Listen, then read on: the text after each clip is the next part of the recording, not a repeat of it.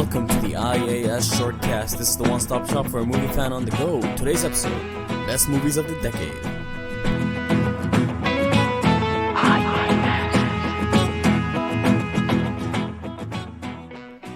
Hey there guys, welcome back. This is the IAS Shortcast second episode. The first episode came out a long time ago.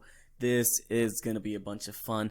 My name is Eamon. I'm a local filmmaker, writer, critic based in Canada, the owner of IASfilms.net.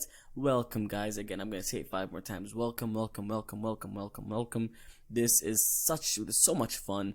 I've got with me here Jewel. She's the co-host and the not-so-secret nerd. Jewel, thank you for joining me. Hey there, Jewel. How are you? So, I noticed when I looked on your website that you have 3 categories: film, movie, or they're the same thing, video games and music. But one thing that was missing was television. And there are billions of shows put out every day. And I watch a lot of them.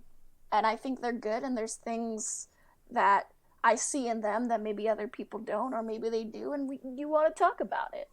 The first article I wrote was about Doctor Who, one of my favorite shows.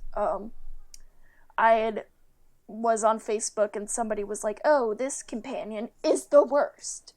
And so I thought, well, what if they're not the worst? So I wrote that, and then Firefly, a show that I've been into for quite some time. I wanted to know the real reason why it was canceled, because what I had heard is that it was on at the same time as American Idol, and for some reason people care about that more than a space western. Oh well. But that's not quite the reason. So you can also read that. I'm not going to tell you. It's a secret. Well, that's exciting. Yeah, your article about what's it called again? I forgot. What is the Joss Whedon? That's Firefly. Joss Whedon television series. Yeah. There we go. Your article was actually really interesting, and it gave some really different points, some really good point of views on why it closed down. So tell me, what kind of articles do you have planned next, and is there a specific topic you're thinking about? I'm currently finishing an article about how The Office and the show Dexter are actually in the same universe, because we all love meshing universes together secretly. We all love our crossovers. And then maybe... See, that's really interesting because... I was gonna write something about this show. Maybe you've heard of it, maybe not. Legend of the Seeker. What I had originally intended ended up not being true, and I just remembered incorrectly. There were only 2 seasons, not 7. Just seemed to drag out for a long time. Right. Yeah, I remember that part. But I hope to write about that in the future as well. That's interesting because I took a look at some of the reasons that people think Dexter and The Officer crossovers is really interesting what they have going on there. And there's a lot of information you've got there to take a look at. So I'm excited for what you've got planned out for that article in the future. But there's one article I'm excited for, and that is my most anticipated movies of 2020. I'll be working on that very soon. I've actually got a lot on the list. Let's just say number 1 is pretty obvious. I'm gonna give it away. It's Tenet, directed by Christopher Nolan. I don't think I've heard of that. And let me tell you, it's exciting because 10 years ago, Christopher Nolan released his amazing Inception, which I've just been a fan of. And it's kind of fitting that, because that was kind of, it did change the landscape for action movies at the time. That was more of an artistic action movie, and it's fitting that 10 years later, exactly 10 years later, Christopher Nolan plans to do the same thing. I saw the trailer, and there's something interesting that's going on here. This movie is almost like Mission Impossible, but with a slight edge. These spies have this tool that can reverse time. So time around them goes in reverse, but they don't. So it messes up with the gravity. You'll just see them walking backwards, and the 2 spies are walking forward, and they're just looking at the scene, and everything's playing backwards. So, I mean, we've all watched the movie in reverse at one point or another. Just reverse the video clip. but I've never seen that happen within the live movie. while other people are going forward. It sounds interesting. And I'll tell you what, if Christopher Nolan at least satisfies the idea, let alone the story, I know the movie itself is gonna be great, but if just the idea makes sense, this could be a real treat. It doesn't have to be the best movie of the Totally. year, but it could be a real treat. And that's just something that sorry, I saw the trailer online today again, and let me tell you what, I've been loving the idea.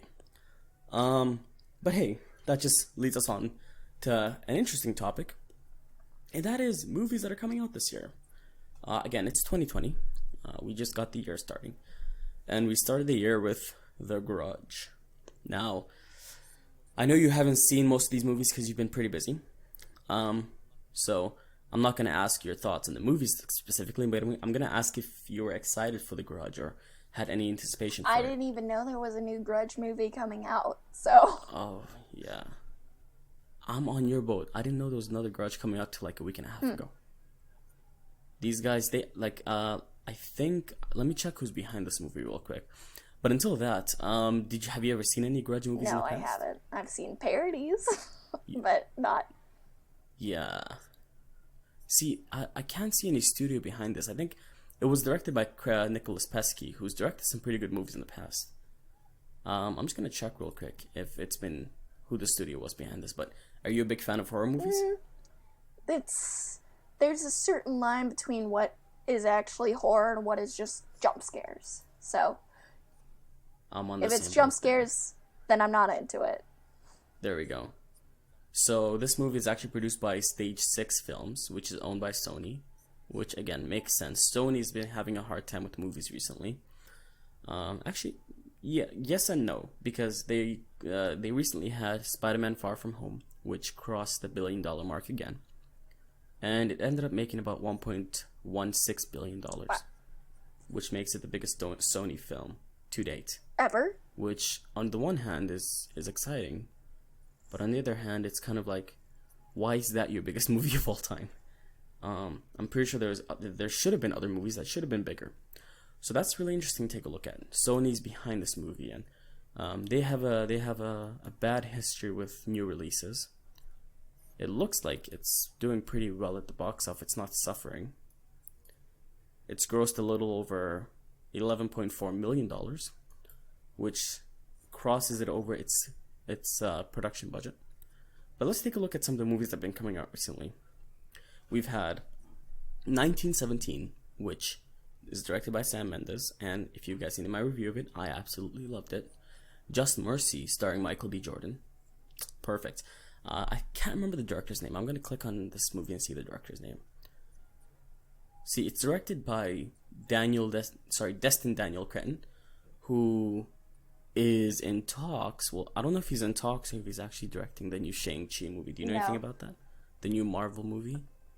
He's directing a new MCU movie, this guy. And he just directed this Law movie, Just Mercy, with Michael B. Jordan.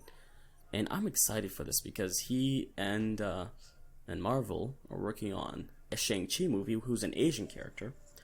And I think this could be really good because I saw Just Mercy, and let me tell you what, this movie is everything you want it to be and more. I think this might be his best movie so far.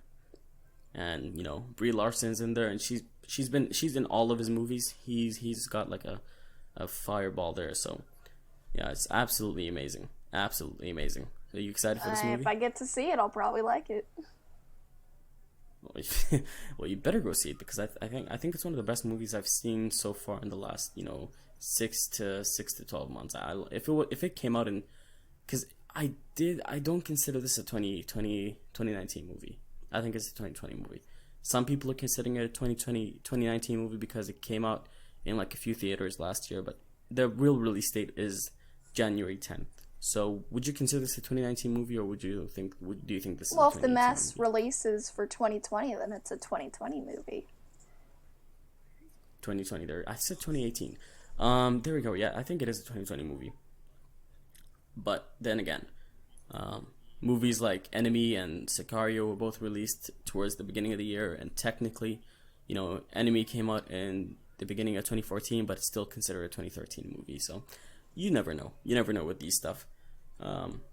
So yeah, I'm not really surprised by what they're doing because it's being nominated for Golden Globes and stuff, which I guess. But if they wouldn't have released it so late in the year, it would have just been a 2019 movie. That's just a mistake on their part. So, which leads me on to our next topic here, which I'm pretty excited for. We're going to be talking about some of our favorite movies of 2019. Now, I know that you haven't seen many movies because you've been pretty busy this year.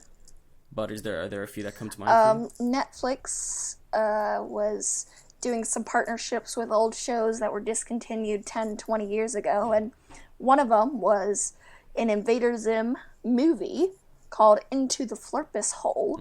It was great. It was the animation was similar but more pristine. So it was, updated, but not so different that it was unrecognizable, which is what we want. See, I tend to agree with you there because I love. I was googling the animation while you're doing that. But yeah, I mean, there's a few animations that I do have on my list. I've got Toy Story pretty high up there. Have you seen Toy Story? Toy Story 4. No, I haven't. Have you seen any of the Toy Story movies? What do you like? What are your thoughts on Pixar movies? My favorite Pixar movie is Brave, and I think they're pretty good. I like the idea of their cinematic universe that all these movies are connected somehow. So, and they have the Yeah, it's called yes, the Pixar theory. I love that. Was it the Carlin brothers, the Super Carlin Yes, brothers that started that, or I think it was a different them. person? They were the ones who sort of popularized the name for it, but it was probably a thing before them. Yeah. I think I've seen that video of theirs. It came out like a while ago. And yeah, they do reference a different guy that wrote the Pixar theory. And let me tell you what, except for Coco and maybe the new Pixar movie Onward, I think there's a lot of weight to this, and there could be something there. Because the way it goes, I think the way it goes is the girl from Monsters Inc. is apparently a time-traveling witch from That's Brave. what I've heard. That's what. Yeah, isn't that I weird? mean, anything is possible. I mean, it is possible, definitely. But do you think honestly that Pixar would want to go in that route? Do you think they'd provide the fans a lot of they do some fan service and go and kind of hint more towards that? I think the main reason that all these movies are tied together in the way they are is because the Easter eggs. The Easter eggs don't necessarily mean these are together the same films. The reason people believe that Boo is the witch from Brave is because she's carving a thing of Sully from Monsters Inc. But it's just, an Easter egg. I've actually got this open, and it says here that one of the more believable things here is that the witch from Brave, can't remember her name, actually she turns the people into bears, and what does Boo call Sully? She calls him Teddy, which kind of, I mean, teddy bear. I see what they're going there. It makes sense. It definitely does make sense. But I want to go here and take a look at some of my honorable mentions of the year. Let me know if you've seen these, because again, I'm going to say this: you haven't seen many movies this year because you've been quite busy. But let me know if you've seen any of these and tell me what you think about them. Right at the top of my honorable mention, I've got How to Train Your Dragon: The Hidden World. It's the third one. I quite enjoyed the first two, but this one was just as good as them. But again, there are 24 other movies that I thought were better. That's just how good the year was. It was a big year for movies. I wish I had gotten to see more. It's a pretty big year. Yeah. Have you seen How to Train Your Dragon? I haven't seen any of them. You should. You get a recommendation from me. I know you probably haven't seen Once Upon a Time in Hollywood, but that's something I would recommend to you. All right. A Beautiful Neighborhood. I really want to see it. It's pretty but good. I Tom haven't. Hanks there. Tom Hanks gave a great performance in that. And I mean, that's pretty much what the movie's built on, the performances.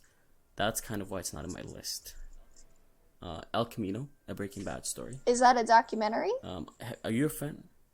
No. Have you I've seen seen Breaking Bad? parts of it. You, well, this is kind of like the show ends, and this kind of takes place like minutes after the show ends. Interesting. It's a Netflix movie, actually. And finally, we've got the weird, like I'm just gonna call it weird, the weird Shia LaBeouf movie, Honey Boy, which is essentially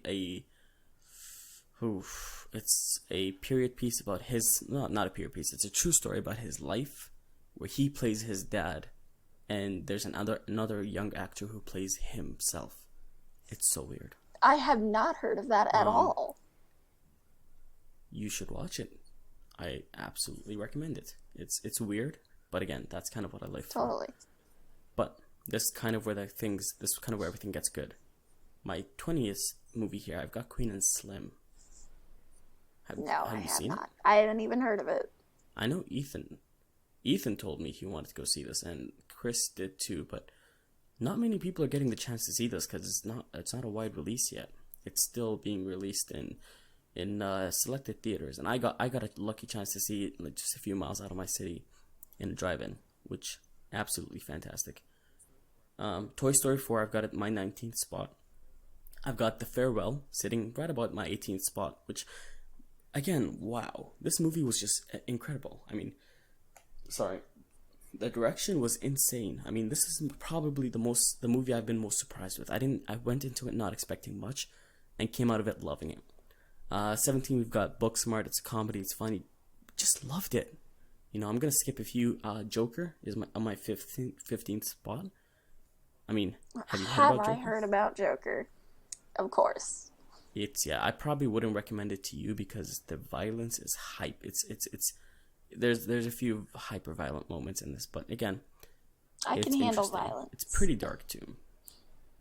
There we go. But it's pretty dark. I wouldn't recommend it to many people. Jojo Rabbit. I actually did want to see that. I saw a ad for it before a different movie, and I thought, that is the weirdest thing. I have to see it. So once it's on DVD, I'm going to see it. I haven't been, I was only able to see it by luck because there was like a surprise screening in my city. And not many theaters are playing this. I mean, it's making good probably money, because it has Hitler. So there we go. I mean, Hitler played by Taika Waititi, which is just not very PC, and we can't be having that in our theaters. Yeah. In the number 11 spot, I've got Ford vs Ferrari, directed by James Mangold, who directed Logan, which is just a fabulous comic book movie. Would recommend it to everybody who's interested in comic book movies. Go check out Logan. If you don't watch comic book movies that often, I'd recommend Logan. It's pretty good. It kind of blurs the line between what a comic book movie is and what a comic book movie wants to be, and it kind of just rides that line in a very harmonic fashion. But what I truly recommend for you, and this has got to be the first movie you set out to go watch, that's Knives Out. Wow, I mean, were you you've heard about all the drama between The Last Jedi, right? Yes, I heard it was bad. Yeah. It's not bad. I think it's the best Star Wars movie that's come out in the last few years, but people are mad because some of the choices were made and the way they treated certain characters. So, the filmmaker behind that, Rian Johnson, went out and made Knives Out, which, absolute perfection. Absolute perfection. I had no problems with this movie.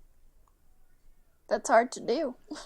But it is. But again, one of the things about this movie is our lead, played by Daniel Craig. I mean, wow, he's like a mystery detective in the vein of Emily, not Emily Dickinson. What am I talking about? Who's the famous mystery? Sir Arthur Conan Doyle, the close though. Person who writes Nancy Drew.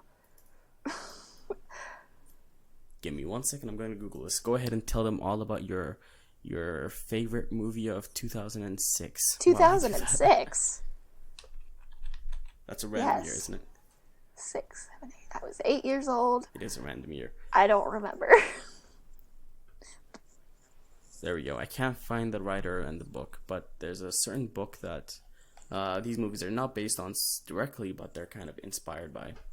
But all that aside, let's take a look at some of the other movies on this list. I'm going to quickly run by them just so we can move on to the final aspect of this podcast here. We've got Marriage Story, which is on Netflix.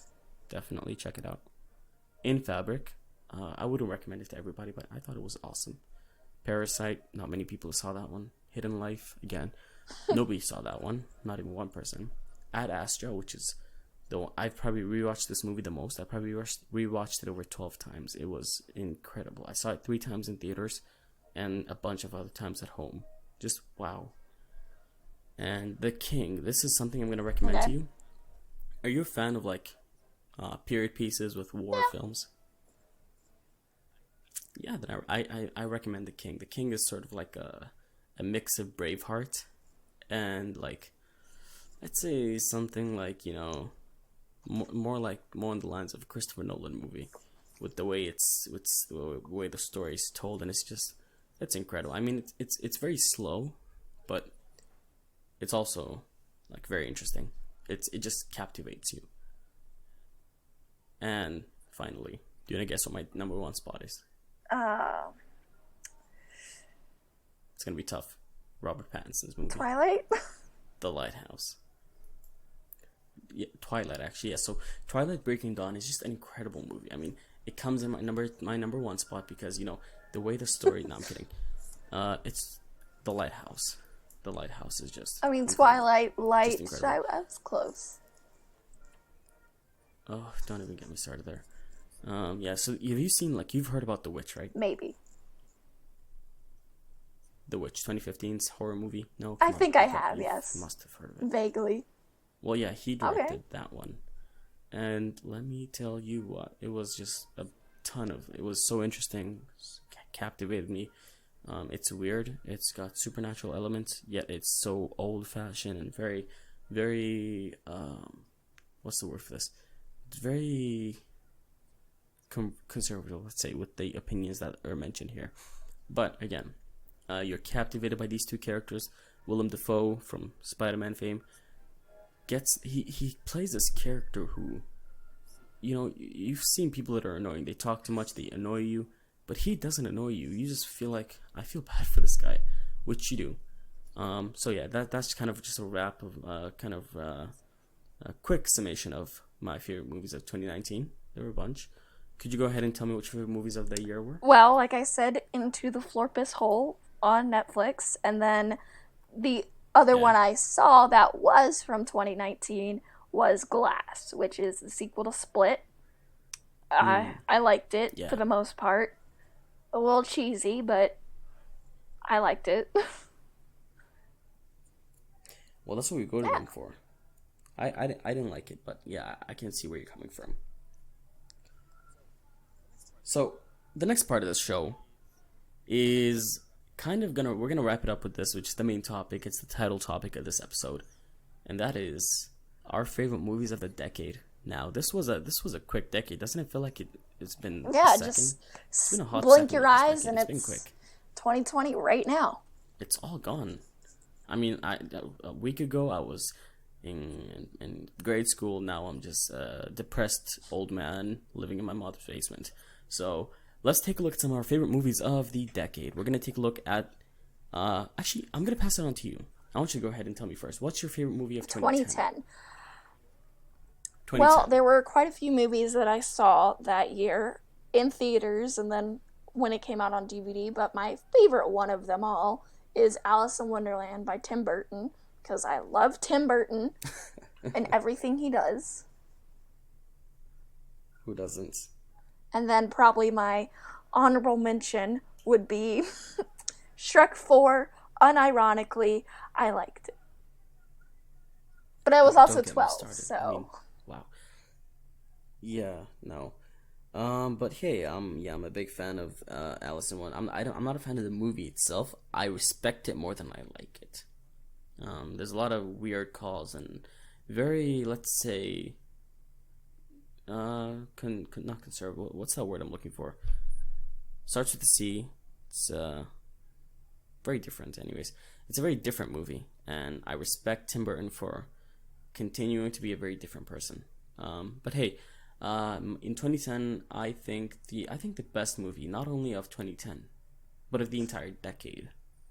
You know, it's kind of a weird situation here because we just came out of seeing Cats in theaters, and who on their right mind would see Cats and then go, "That guy's a good filmmaker"?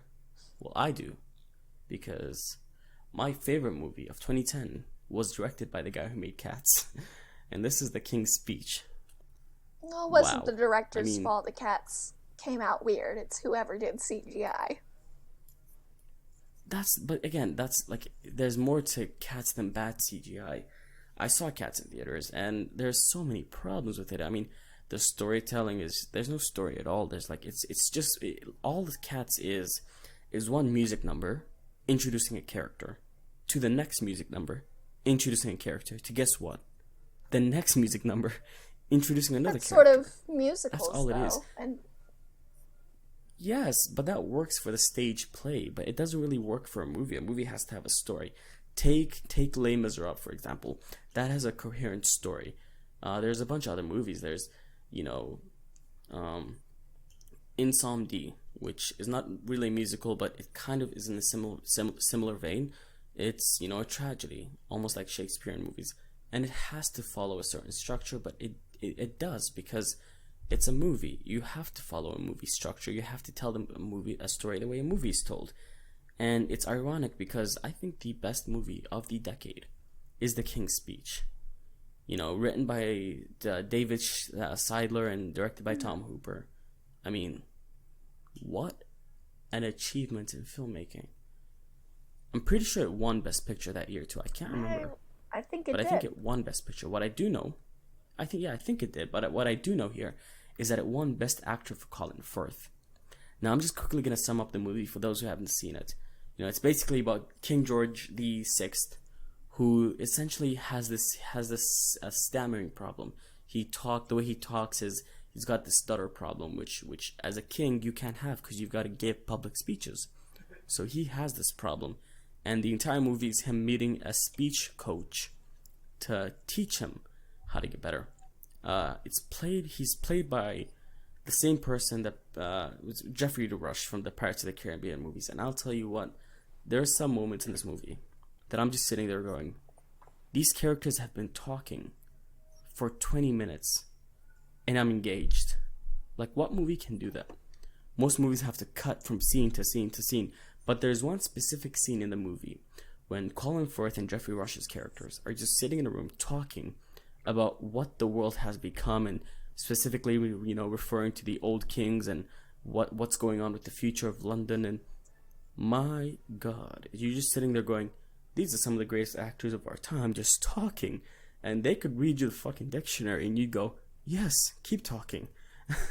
It's insane. Do you have any experience with any movies that just kind of just dialogue based, and you just kind of go there like, I'm interested in this?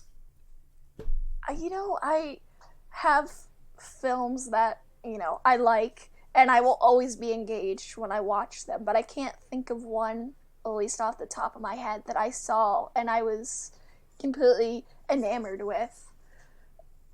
I mean, it might be on my list, actually. Yeah. I don't know, but I can't think of one. See, I totally get that. Most movies, and that's why this movie's special, is that most movies have to rely on maybe an action scene or throw in some sort of argument in there. Maybe hell, let's throw in a chasing scene. But this movie doesn't do that. This movie just focuses on the characters and what the characters are doing, and it succeeds. It's incredible. It does an incredible job with what it's given, and I quite enjoyed it.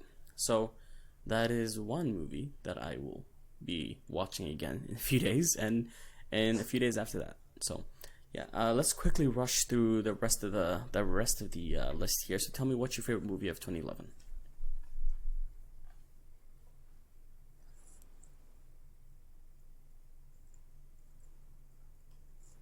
Jewel?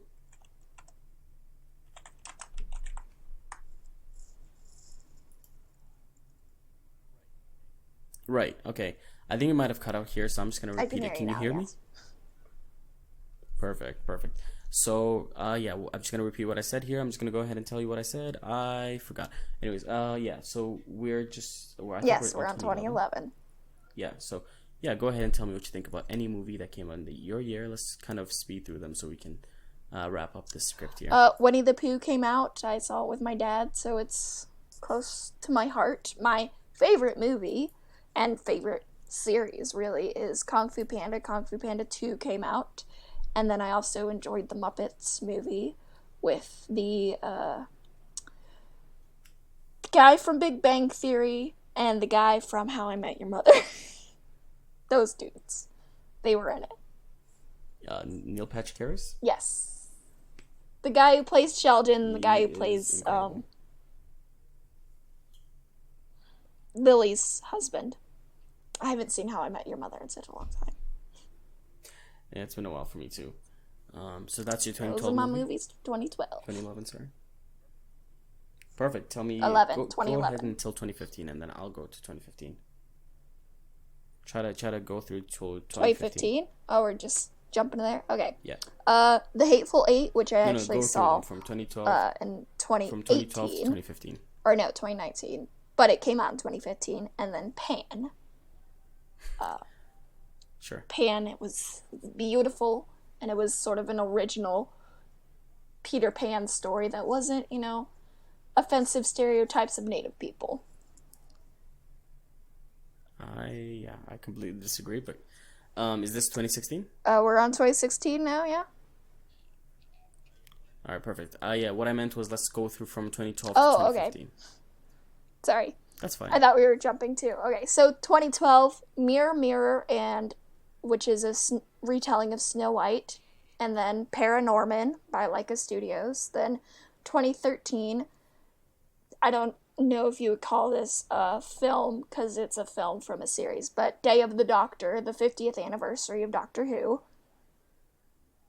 Technically Beautiful. counts. Then 2014, Box Trolls, also by Leica Studios, and then Muppets Most Wanted. It's pretty good. And like I said, for 2015, The Hateful Eight and Pan. And then 2016, Kubo Right. and the Two Strings. See, Cuba and the Two Strings, sorry, is something that I at first didn't like as much, but as I watched it again and again, it's just grown on me. And it kind of goes back to my 2012 movie here, and that's Argo. Argo has the same thing where the first time I saw it, I wasn't a big fan of it. But as I've seen it again and again and again, it's one of my favorite Ben Affleck movies. I mean, not just that he's directed, but that he's been in and that he's, produced and everything like that. It's one of the best Ben Affleck movies. And it might be the best movie of 2012, and that's kind of what I have here. I'm not so sure about it, but I think, yeah, it is my favorite movie of 2012. I'm not sure if it's the best, though. Argo. Going in 2013, I was a big fan of Prisoners, and ironically enough, you and I are working on a video essay right now about Prisoners and about Denis Villeneuve. So, yeah, this is my 2012 film. Going into 2014, this one is tough. This one was a tough nut to crack. I've got a few, but the one that comes to mind all the time is Selma, What's that one about? which was directed. What's it about? I have not heard of it. Well, it's written and directed by Ava DuVernay, and it's about Martin Luther King's struggles as he was, dealing with the times. And it's one of those movies just that gets you. Just you think about the times, you think about what was going on at the time, and just go, people are evil. People are just evil. We live in a society. And it's just, yeah, I mean, it's insane. I mean, so I'm not gonna get too political, but yeah, that was a pretty good flick. And we're gonna move on to my 2015 movie, which is Spotlight. And if you know anything about this one, you know that it's about the Boston Globe exposing the underworkings of the Catholic Church and how they've been, let's say, protecting these priests who have been abusing and molesting children. That one really got I can to me. imagine. And I've never been able to step away from that one. So that one is definitely, no questions asked, my favorite of 2015. which 2016 is the same thing there. I think that there's no questions asked there. 2016, my favorite movie of that year was Manchester by the Sea. See, this was when I watched it for the first time, it was really tough to watch because some of the things there are just real. It deals with death, it deals with real life situations where you're taken away from people you love and put in a situation where sometimes it's better to be in the situation away from the people you love, but you don't know that at the time. So it's one of those movies that just gets you, and you just bawl, and you're kind of just sitting there wondering what's going on the entire movie and why they're doing that, and just kind of caring for the characters. And by the end, you're just bawling, you're just crying. I mean, it's really just a deep film, and it's one of the best of its kind. So that's definitely my favorite movie of that year. So I'm gonna pass it on over to you. Go ahead and tell me what your favorite movies of 2017, 2018, and 2019 were. So, by 2017, I realized I could watch rated R movies. So, I saw American Made. I thought it was really interesting. I don't usually There we go, like Tom Cruise, but I liked him in this film. And then Split came out, which I also really liked. See, you're evil. Tom Cruise is a doll. He is the greatest actor of his time. But yeah, no. 2017 was a big year for me. It's got a lot of movies that I just could not balance these movies. Obviously, we've got Blade Runner 2049. We've got films like Thor Ragnarok, which I think it's some people don't appreciate Thor Ragnarok as much as they should. But really, the best movie of that year for me was War for the Planet of the Apes. Most people don't like it as much as the other two, Rise of the Planet of the Apes and Dawn for the Planet of the Apes.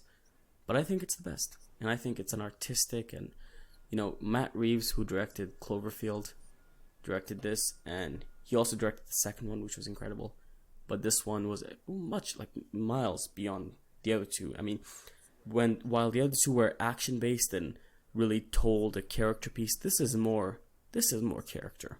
And this is less action, and that's kind of why it was thrown out the window when it first came out. People just stepped on it because, I mean, there's no action in it. There's very little action, and it's called War for the Planet of the Apes, which I get it. It's mismarketing, but mismarketing is not movie making. So I totally hate it when people say the movie's bad because it was mismarketed. That's not. I get it, mismarketed, but that's not how movies are made. Movies are made and then they're marketed. So marketing is not a part of movie making. So always keep your thoughts separate there. You can't like or dislike a movie because it was marketed badly. But again, those are just my thoughts. 2018, I'm going to go ahead first with this one. This one was a tough year for movies because, I mean, there's a few good movies in there. There's Avengers, there's Black Panther. There's a few great movies in there. Searching, Hereditary, Mission Impossible, Fallout. But the best movie for me that year, by no league, nobody was even close, was Searching, which is weird because it seems like a B movie. It seems like a movie that you just throw away and go, yeah, it's a computer movie. This movie is 100% told. There is not one single shot that is outside the computer. Everything is told from the computer screen, which, yeah, other movies have done that, like Unfriended and other stuff, but this one actually made sense and it was coherent. And it was a deep, dark, dramatic story about a man who loses his child and has to look for her. It has. Doesn't it have the same guy who's in Grunge? It does. The police officer in the Grunge, not the Grunge, yes. The Grudge. Yeah, he plays the lead in Searching. I can't remember what his name is to save my life, but there's an aspect to the movie where there's sort of like a mystery, like you and I were talking about Easter eggs earlier with the Pixar movies. This movie takes Easter eggs to another level. There is a secret storyline. If you read this, again, like I said, this takes place in a computer. If you read the articles on the side of the screen, there's a secret storyline that has to do with aliens. So it's just weird, right? So in the side, you'll see sometimes at the beginning it kind of talks about there is kind of like a meteor, and then halfway through the movie you'll see that there's like an interview with the president, and then at the end it kind of exposes that there's aliens, and that has nothing to do with the story. That's just a fun side story. I just remember his name. His name is John Yeah, Chen, yes. the guy who It's was in the such a garage. simple name. Yes, it's perfect. He was amazing in this movie, and his daughter, played by Alex Jane Go, can't remember her full name. The detective, Deborah Messing, I'm reading here on Rotten Tomatoes, perfect. She was incredible. Detective Rosemary Vick. Guys, this was a movie that I would recommend. It's still my favorite movie of like the last few years. I think it's better than any movie that's come out since 2015. It's not as good as The King's Speech, but it's incredible. Definitely go check it out. And I'm going to wrap it up here with a movie that I've already mentioned, so I'm not going to talk much about it. And that is The Lighthouse, which is my favorite movie of 2019. So there we go. That's my list of best movies of the decade. So go ahead and tell me what you think your favorite movies of the decade were from the last 3 years, from 2018 to 2019. Me? Oh, okay. Yeah, go ahead. So, 18 and 19. I don't think you no, mentioned I those didn't ones yet. mention 2018. So Isle of Dog came out. It was an animated, stop motion animated film directed by Wes Anderson. It was the first Wes Anderson movie I'd ever seen. And then this movie, I don't usually like movies about Ouija boards because they're cheesy, mainly. But it was called Ouija House. And I thought it was really interesting. It was a little bit cheesy, but it was a lot of bit interesting. And then my number one film, I thought it was so cool, was Black Klansman. Oh yeah. Oh, that was a movie. So what about 2019? I think you might have mentioned, but go ahead and tell us again what your favorite movie of 2019 was Glass this year. and Into the Florpus Hole. There we go. Yeah, you did mention it. See, yeah, I agree with the second option, but the first one with Glass, sorry, I wasn't the biggest fan of Glass, but I respect it more than I like it, so that's the thing there. And I totally understand why you'd like it, because there's a lot to like. The storytelling is just elevated. I mean, hate him or like him, he's the best. He's one of the best directors working. I mean, the way he handles a film, because directors usually just focus on the physical aspects of it. His direction is impeccable, and maybe you don't like the story, or you don't like the way the characters' jokes are, which he does write the scripts, and his scripts aren't really the best. He should get somebody else to write a script. I mean, all that aside, it's an interesting movie and something that I respect. So yeah, let's get you to just close your thoughts here on your favorite movies of the decade, and just tell us a little bit about yourself and where we can find you. I guess, I mean, there were a lot of movies, and, you know, all of them were good. I can't necessarily rank them. I would watch them all at the same time if I could. That would be incredible. I have, if I'm allowed to do this, I have an Instagram that I do. Go ahead. I do fashion stuff. It's Jewelness _ and then I have another one for my other hobby, which is all together my doll thing. I do custom dolls. That's my thing. And then, of course, you can find me on It's All Subjective. Is it a .net or a .com? Yeah, IAS Films.net. I want to thank you guys for checking out this podcast. It was a bunch of fun to record. Thank you for listening, and if you're on iTunes, Spotify, whatever it is, thank you very much for checking it out. If you're on YouTube, thank you very much. Be sure to follow us at IAS Films on Twitter and IAS_films on Instagram. And if you want to read some of our articles, be sure to go to our website at iasfilms.net. And you can see a ton of articles there. It's going to be a bunch of fun, guys. Thank you so much. Just remember, it's all subjective.